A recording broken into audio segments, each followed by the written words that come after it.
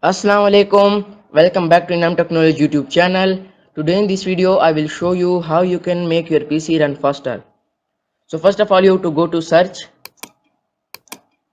and here you have to write run and click on the first icon. Then here you have to write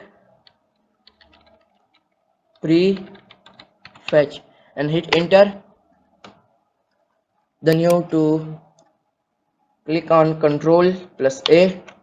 Then delete all the files.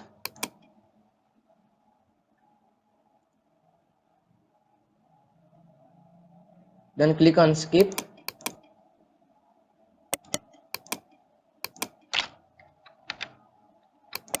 So all the files are deleted.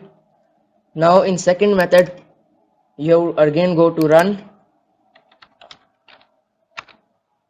and here you have to write percentage temp and again percentage and click enter.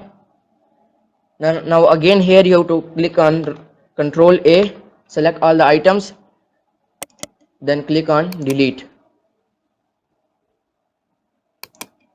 and click on skip. Now your PC will run faster than before. So thanks for watching. See you in next video. Allah Hafiz.